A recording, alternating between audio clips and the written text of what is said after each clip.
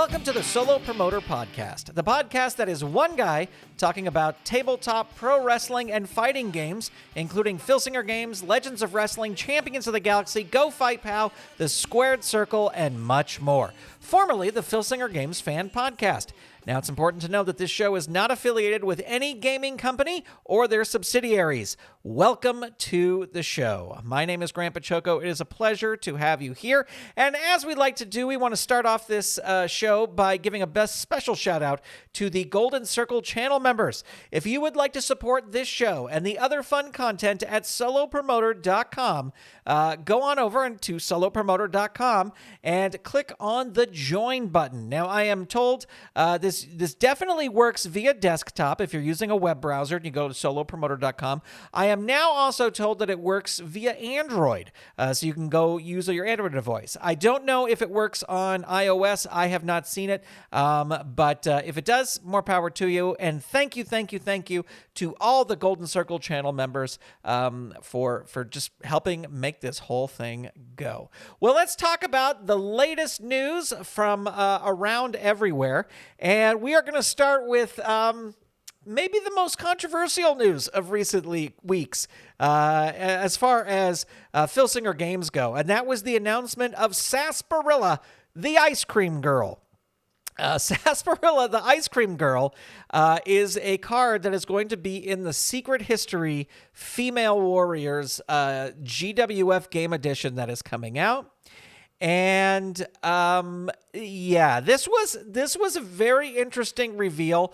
The thing that shocked me the most about this reveal was that this is one of the characters that is in 2139. On the Filsinger Games website, it said 2039, but it's actually 2139. This is one of the characters that is a modern-day GWF roster member. Now, it does say that you don't see her on the roster because she's always goes out to... she comes and goes, taking her ice cream routine to galaxies and shows throughout the cosmos. Here's the thing. I think the art is great. I'm never one who can critique art. I mean, I will, but I can't critique art because I'm not an artist. I can't critique it from what's really good, what's bad. And I also think art is very, very subjective. As I think I've said on here before, or I've said elsewhere, I love John Romita Jr. as a comic book artist, and I know a lot of people don't like him. So art is subjective. My issue with the art is that there is nothing about this art that says 2139. There's nothing futuristic. There's nothing space. There's nothing. It's just, to me, it's very difficult to see this as somebody who's on the active roster.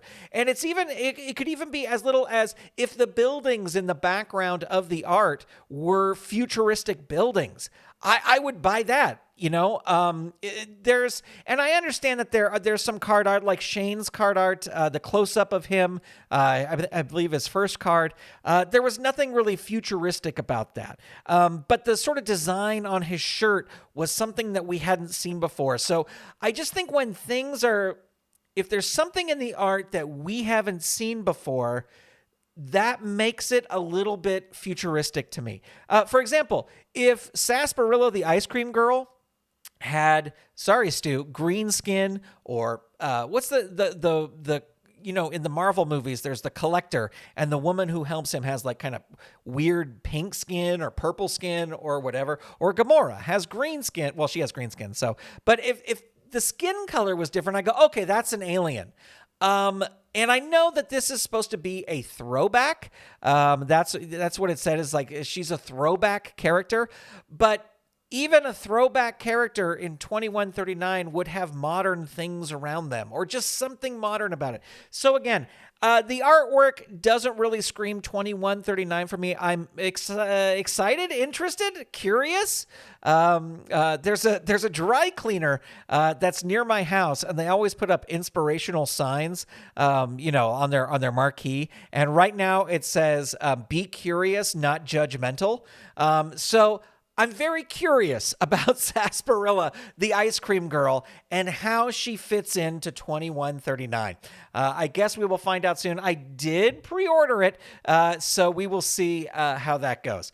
The next release is an Indies wrestler, Daniel Makabe. I think I'm pronouncing that right. And he is also known as the Wrestling Genius, and he has spent 20 plus years in professional wrestling, refining a technical wrestling style that makes him one of the Indies wrestling foremost mat technicians. So I know nothing about this. I don't believe I've had the chance to run into Daniel Makabe. I know people were very, very excited to get this card. So Daniel Makabe is the latest announcement in the Best of the Indies 2024 game edition that is coming out. Now, I will be totally transparent. I am recording this podcast right now at 4:22 p.m. on Friday, March 8th. As of now, the Filsinger Games website has not been updated with the Friday announcement. But I'm going to go out on a limb and say the Friday announcement is Louie Spicolli, the final name in the 4-pack of wrestlers that is coming for Legends of Wrestling, joining Amish Roadkill, Danny Doring, and Super Crazy, Louie Spicolli. So that is a new name, and hopefully that is the correct announcement. If it is not the correct announcement, or if they announce something else, then you will not be hearing this because I'll edit this part out. But I'm pretty safe to say Louie Spicolli. I know he wrestled in WWF. I know I'm not 100% familiar with him. He'll be somebody fun to use in Hollywood Elite Wrestling. Probably not somebody I will use regularly in my own tabletop feds. But again, another great name, and it's fun to not just get another recolor for that final spot. So Louie Spicolli is the name I'm guessing is announced tonight, Friday, March 8th. Now, the other big news that happened just last night is that Tom Filsinger posted a Tom's Brain on the message board. First of all, I thought it was very interesting that he posted it on the message board and not on the website, as usual. If you go to filsingergames.com, there was a recent story about Tom's trip to Honolulu, so maybe they thought they didn't want to do two of those in a row. But I picked apart Tom's Brain, and here's some of the news and notes that you need to know from Tom's Brain. I'll have a link to this in the show notes, so you can go read it yourself. But Cycle 1 is scheduled to be mailing the week of March 25th. So that was an interesting little tidbit. He kind of confirmed that for Cycle 2, or the Galacticon session, which I guess would be Cycle 2. There will be, of course, the next GWF set. There will be a Legends expansion. There will be an Indie set at Galacticon. And he kept pushing that we would start hearing news stories and teases about these in April. So that's advance of the May 5th Road to Galacticon event. But I guess since Galacticon is the end of June, that sort of makes sense to be pushing everything up. He talked about Filsinger Games doing other sort of different things. He mentioned t-shirts, he mentioned action figures, and he mentioned collectible cards, so more like the sort of foil type cards that they did for Apex in 2139. And then there was this is probably the one that has garnered the most discussion, is he talked about Promoter Prime. And he even said, like, oh, maybe Promoter Prime has run its course. And then he asked promoters for their thoughts on what they think. And so I encourage you to go over to that fed or go over to that thread and let your voice be heard as to what you think should be done with Promoter Prime. And yeah, there you go. That's really all that can be said about that. The other interesting piece of news is that the aforementioned a couple weeks ago Early Classics expansion is set for Cycle 3. So I'm sure that can all change. But so we're looking at Cycle 3. So that would be after Galacticon that you would get your first expansion to Early Classics. I'm interested in that one because I think that's where I could pick up and start playing again. Because this first expansion, even though I did pick it up, does not have all the cards for the current year that I am playing. So we shall see how that goes. He also mentioned other spin-offs like FTR, like Centra, Future Shock. That's what Future Shock. And the Crime Stoppers even. I would love to see one of these, the Secret History Crime Stoppers editions. So go on over, check out that thread, and let your voice be heard, because there was a lot of great things in that Tom's brain. Moving on to Go Fight Pow. Not a ton of Go Fight Pow news other than Jason has been rolling out the official Mars Madness results. You can see those on Jason's YouTube channel. You can also go see them over at the Go Fight Pow message boards. I'll have a link to that in the show notes for this. I'm about in the middle of the pack with my predictions, but there's still some ways to go. So I'm not giving up hope yet. I'm probably not going to win it, but we shall see. So check that out over at the Go Fight Pow message boards for all the latest news on Mars Madness. So moving into Around the Galaxy, as I'm calling it, what's been going on with me? Well, I haven't had a chance to play a lot this week. I did do a booking video. That was for Golden Circle channel members, where I booked my next couple Champions of the Galaxy cards, and I kind of talked about how I do it and why I do it and what tools I use and all of that kind of stuff. So if you're a Golden Circle channel member, you can check that out. Also, people who saw that video, Golden Circle channel members, got my ideas on a new bootleg card that I'm working on. And I actually just got in touch with Werner last night, and I sent him a reference and what my ideas were, and he is excited to start working on it too. So I'm very excited, always excited to have Werner on board with my dumb creations. So again, I'm hoping to get some playing done next week and get some more Champions of the Galaxy videos up on the channel, because I realized I missed this week.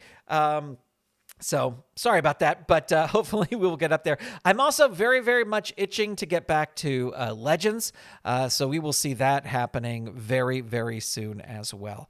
Finally, I wanted to say that I've been watching a lot of YouTube videos recently about Mythic GM Emulator, and I've done a video about that as in relation to helping you write your storylines for Filsinger Games products. But I was using it to do that Marvel role-playing game, and I want to get back to getting that Marvel role-playing game back on the tabletop, and maybe some other games as well. So just know that's something I'm working on, and something that you may be seeing soon over at solopromoter.com. I guess you can kind of consider that a fighting game, even though it's a superhero game, but there's a lot of fighting in there. So I'm very excited to check that out. I wanted to start sort of a new little section of the podcast, and that is where I look back at old results from my Fed. And I thought that it'd be interesting to talk about my first early classic show. Now, this is not playing with the updated early classic set. This is with the original early classic set. But I thought I would go over the card. Now, there's no champions on this card. There was just some, I think I gleaned what I could out of the handbook as to what the first card was. But in the opener, K.O. Keller defeated Santon the Loner via DQ with a slam into the ring post. The Mensons defeated Defiance when Jammer got DQ'd for ignoring the ref while brawling with Cordsar.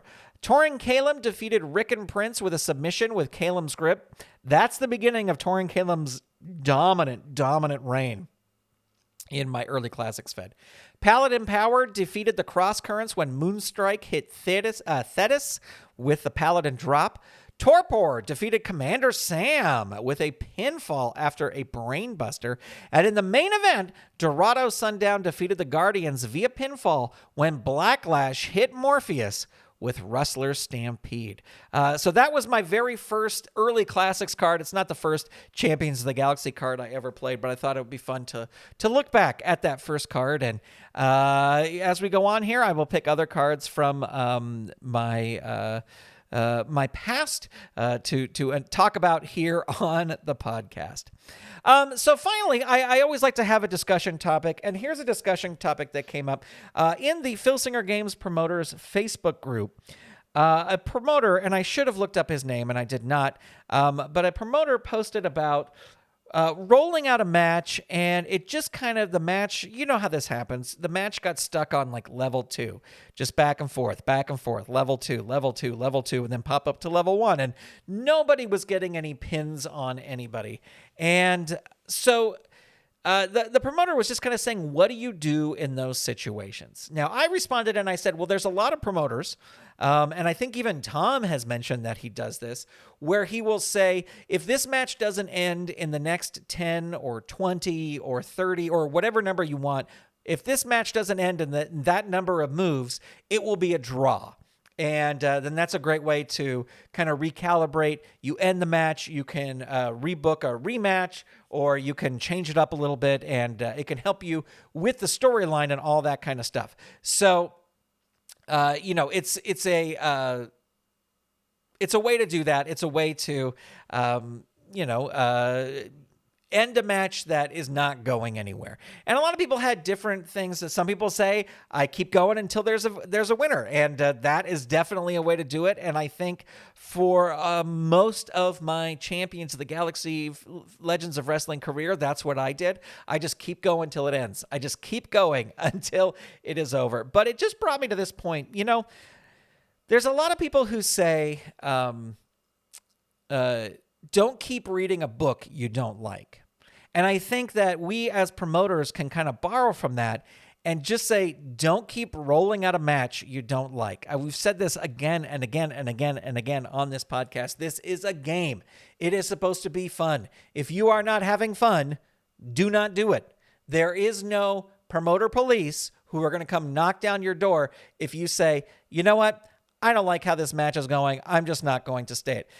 You could re-roll matches and until you get the thing that the desired outcome that you want. You can do that.